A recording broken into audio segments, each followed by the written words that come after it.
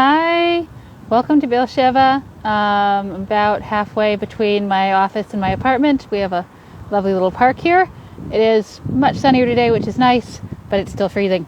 No, it's a little warmer. We're in like double digits Celsius. Low. Anyway, I wanted to talk to you today about something I've been kicking around since yesterday when I had a meeting with my business coach, who is an amazing, wonderful coach and brilliant human being, and sells herself as a business coach who's going to make you cry because she's going to make you work on all of the things you'd rather ignore. And I'm a crier, so basically every session, I haven't cried every single time we've met, but pretty close.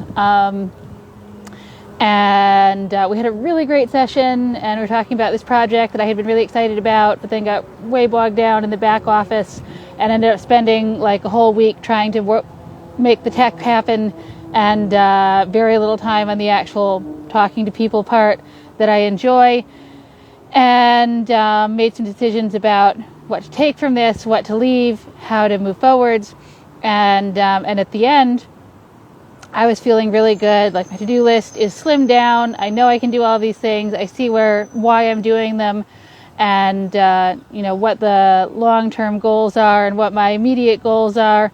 And she said something about that she's sorry that she's always making me cry. And I was like, no, I feel much better now than I did before. It's just a stage we have to get through. And she was like, well, even so. And I told her, in Chinese medicine, we say that the water is the stage before the growth. The rain has to come and bring the nourishment for the plants to grow.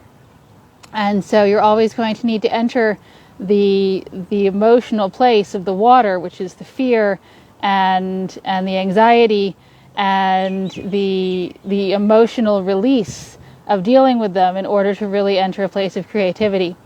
And so she said she's totally going to steal that, which is great, like with my blessing.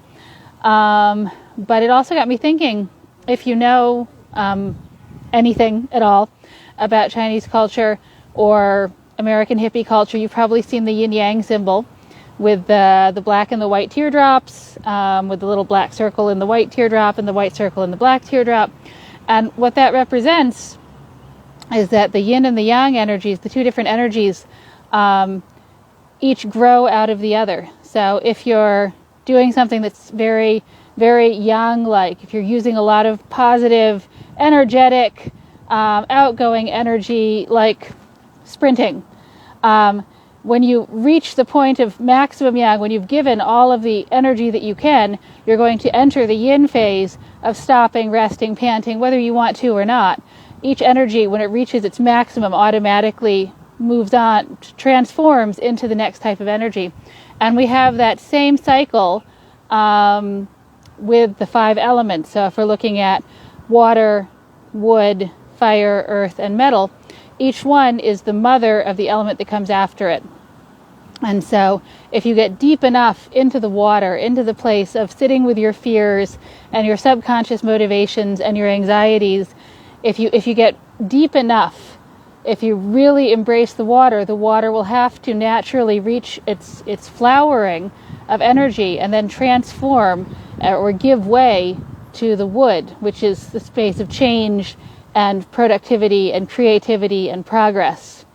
And that's the way it goes all around the circle. The wood represents that drive to make progress, to create, to change. It's sometimes the emotion of the wood is described as anger or as righteous anger. It's the desire to change what needs to be changed. And if you really do that properly, if you change what needs to be changed, you give yourself to that mission, then that will reach the point of fullness and transform into the fire, which is the sense of connection and joy and the desire to reach out and touch others and help others, and so on through the whole circle. So I know that people talk a lot about, you have to feel your emotions, you have to experience your emotions, you shouldn't run away, you shouldn't repress, but I don't think people often talk about the positive side of that. Like the negative sides are that repressed things might give you ulcers, prevent you moving forwards in life, whatever.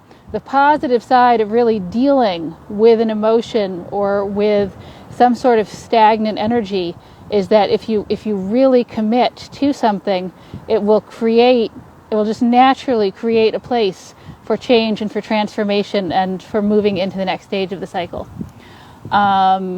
Right, so that's what I've been thinking about for the last 24 hours or so in my copious spare time. And I would love to hear if any of you have had experiences with this sort of climactic energy, or there's a word for it in English that I can't remember. Not sufficiency, but to become full and satisfied with something, and then seeing that allows you to let it go and to move on to the next stage. Right. If anyone remember the word I'm thinking of, I know there's a word for that in English. It's currently eluding me. So yes, if you can think of that word, let me know too. And that's it. I'm going to get back to my day. I'll let you get back to your day. Thank you for joining me, and I will see you later. Bye.